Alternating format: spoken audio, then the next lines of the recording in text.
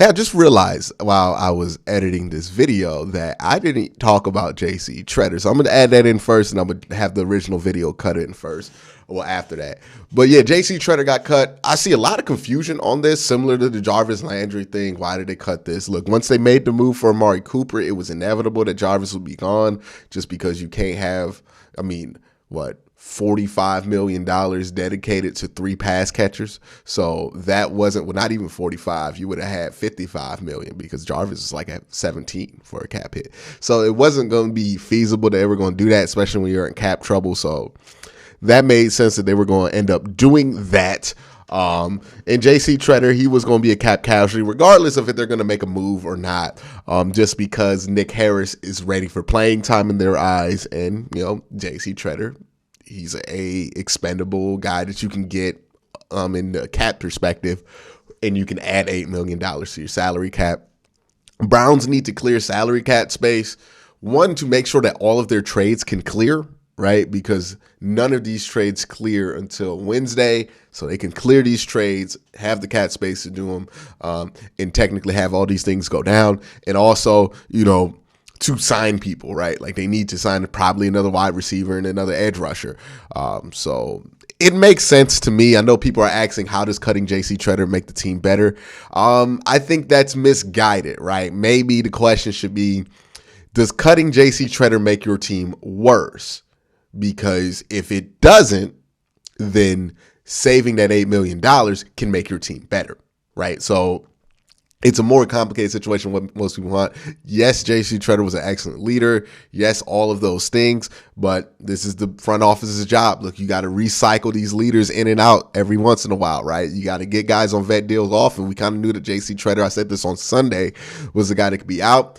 Thought he was great while he was here. A guy who had an injury history before he got here, really just did not get injured at all while he was in Cleveland. So tremendous run by JC Tretter. I hope he gets the bag somewhere else because he does deserve it. But it just didn't make sense for the Browns anymore because, again, of what they invested in Nick Harris.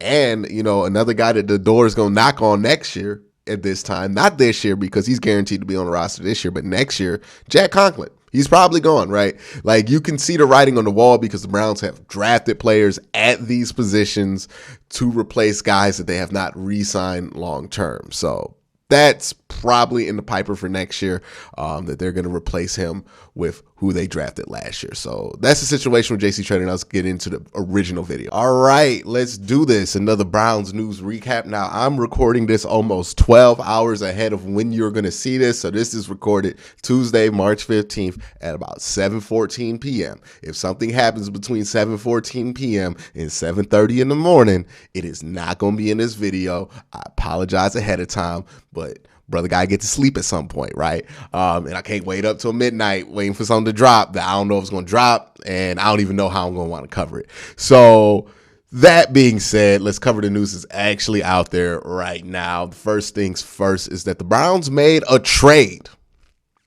for Chase Winovich. Now, it's Chase Winovich just straight up in exchange for Mack Wilson. It's not the Wilson trade that I wanted, but it's the Wilson trade that I got. Chase, he's an outside linebacker in a 3-4, so he could kind of replace that Takk McKinley role and line up here at 5.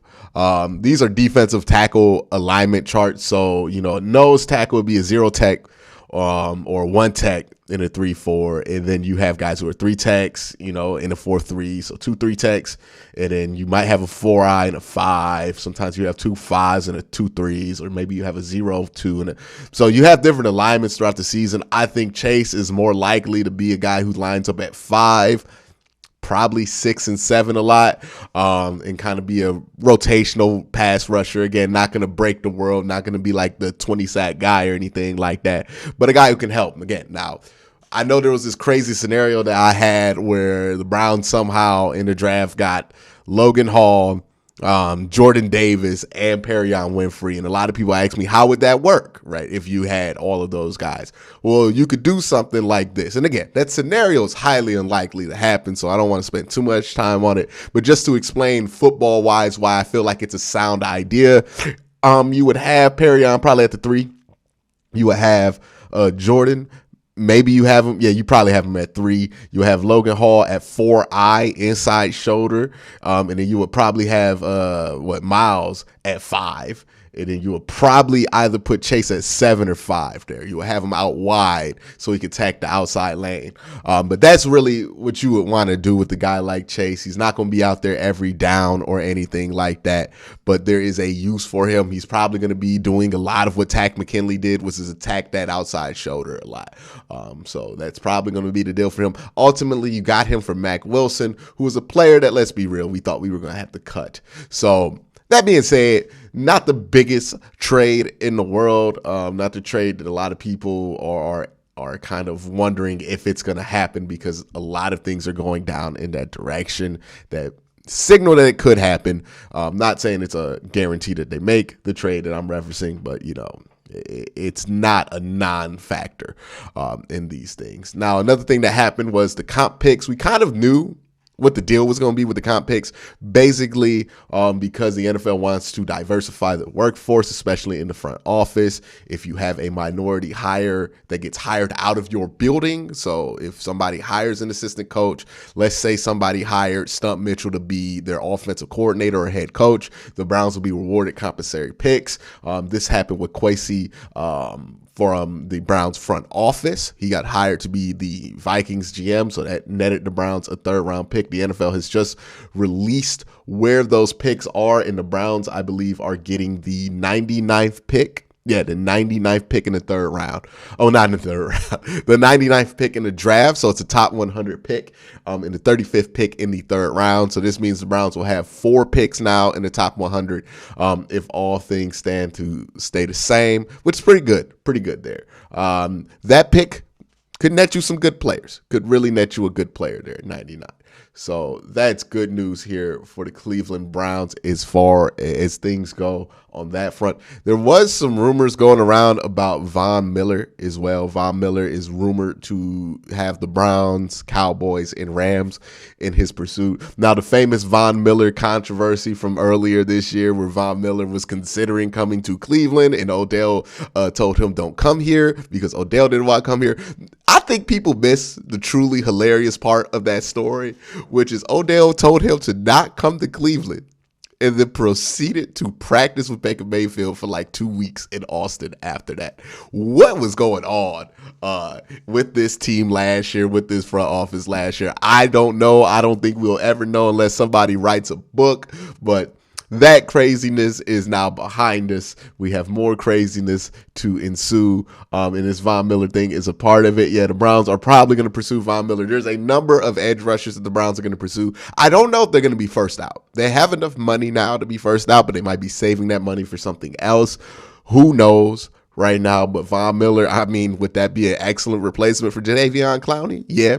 I would rather have Jadeveon Clowney personally. I know Von Miller has been a bigger star in his career. I just think Clowney's a better fit because you can put him at 4I, because you can put him at 3 tech every once in a while, and you can put him at 5 and 6. So because you could do those things with him, I think Clowney's a better fit. Von is a lighter guy.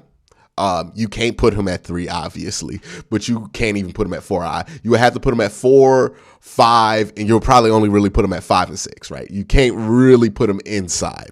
That's why I think Clowney's a better fit. Von's a better player, but Clowney's a better fit, in my opinion. Either way, you'll be fine with those two on the edge. Again, remember, Von and Myles Garrett have that connection through Texas A&M, so Myles could be a valuable part in recruiting Von Miller. There are a lot of older edge rushers that are going to be available in free agency this year that might not get the deals that they think they're going to get. So this market's going to be robust for a while. We haven't even heard anything about Clowney, so Clowney could end up coming back. I wouldn't rule out anything when it comes to this market. Again, the Browns are going to be aggressive here to get another edge rusher because they have to pair somebody with Myles Garrett. All right, let's talk a little quarterback news here. Now, we all know that the Browns met with Deshaun Watson's people, I guess, in Houston. Like, people were tracking the plane. This whole thing broke crazy on Twitter. So that meeting is happening. Clearly the Browns are interested in making this move. It's not really a surprise when it comes to just the idea that they want to upgrade. I've been saying that they probably are going to do what they can to upgrade the position for a while now. Now we're seeing tangible evidence of it more than just like people's hunches. So this is interesting news. Look, I know a lot of people are going to what's Baker Mayfield going to do if the Browns are showing interest in another quarterback. I don't know what that is about, because the honest to God's truth is that Baker Mayfield, regardless of what team he plays for or if a team wants him, needs to understand that he's had 2 bad seasons in the NFL. You can blame it on whatever you want to blame it on, but teams don't see him as a reliable starting quarterback right now.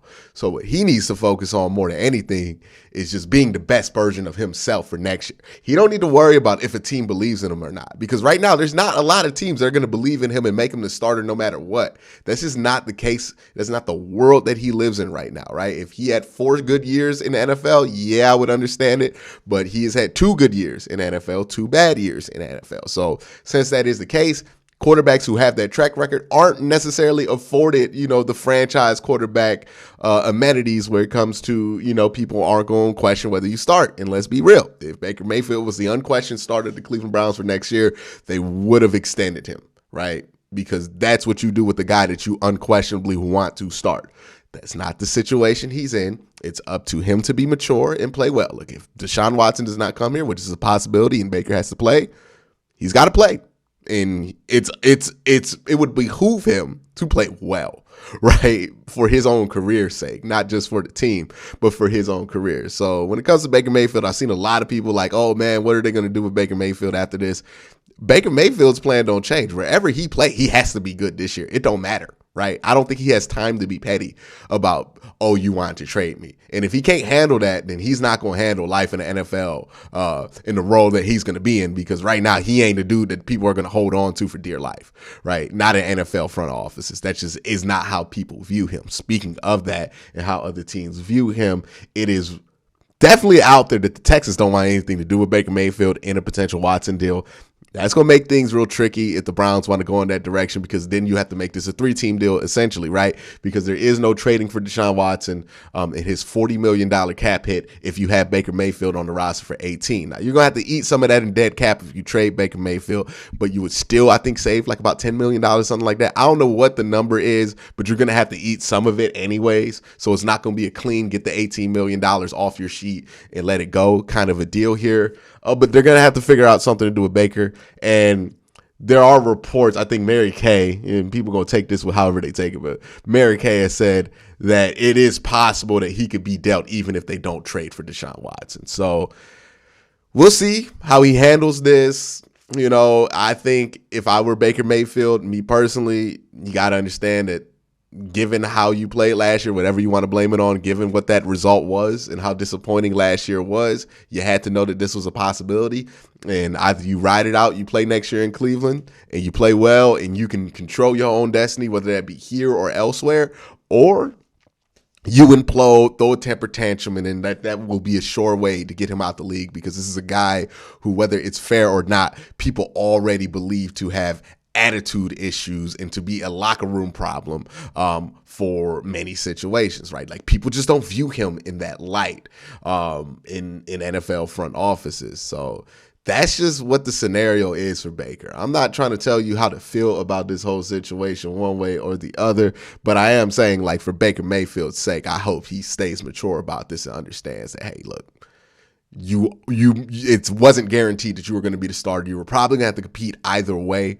The fact that they're going at Watson does not change anything, right? If you want to change minds, play well, but don't get petty, don't implode, don't start subtweeting, don't have your agent leak stuff out again. Like, let's be mature about this, handle it through handle this through the offseason, and then wherever you are at the start of next year, whether it be here or elsewhere, play your best football, because that's the only way you're going to stay in the league. If you implode after this, people ain't going to want to take no chances on you, because that just is what it is. There's some Marcus Mariota rumors out there. Now, they're going to be downplayed significantly just because the Marcus Mariota market ain't going to heat up for a while here because of everything going on around Deshaun Watson.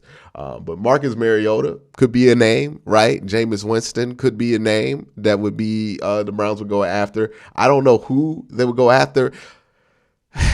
Maybe Jimmy Garoppolo. I'm not going to be excited about no damn Jimmy Garoppolo. I'm going to be honest about that. But, it is what it is at that point. At least Jimmy Garoppolo's teammates like Jimmy, so maybe that does something. I don't know. But, yeah, it seems like Browns are poking around here to figure out how to raise the floor in their quarterback room, so to say, and to see if there's any valuable solutions. Again, we've been saying this on this channel at least for the last couple of months here. The Browns are going to be looking for a way to improve the situation at quarterback so what happened last year can't happen again. Because let's face it, Browns have been predicted to go to the Super Bowl 2 times. Well, not predicted by everybody, but have had rosters that people thought were Super Bowl caliber 2 times and have ended both of those seasons under 500 in the Baker Mayfield era. You can't allow that to happen a third time. So once you get to that point, you got to figure out, hey, if Baker's not going to play well, we got to have a solution other than Case Keenum. Now, Case Keenum's still on the roster. It's a bit head-scratching to me, but we'll see what they end up doing with Case Keenum going forward. So a lot of things to fall in place. Look, a lot of nothing can happen out of all this talking, or a lot of something can, right?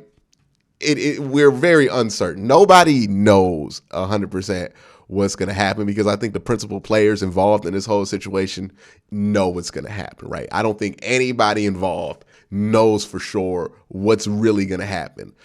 So it's a fluid situation. A lot of things can change, or, we could be running it back with Case Keenum in a Baker Mayfield next year. It really is that fluid of a situation. So let's just relax a little bit. Let's not panic too much. I don't think any real news is going to come out this week, to be honest with you. I think this is going to take until next week, or maybe even to next month, right? This might linger on to the draft, as nauseating as that sounds. But we're in the very early parts of this whole fiasco. So we'll figure out what the Browns going to do at quarterback, and we'll probably have a clear idea maybe in May, so it's 2 months. So I would advise people to lower the throttle a little bit. We ain't gonna know no answers for a long time here, I think, unless they make something a big deal in a couple of days here. But that's the only way. But that's what we know right now. That's the news from the day. Let me know what you think down in the comment section below. But again, guys, thank you for watching. Have a great day. Have a good night.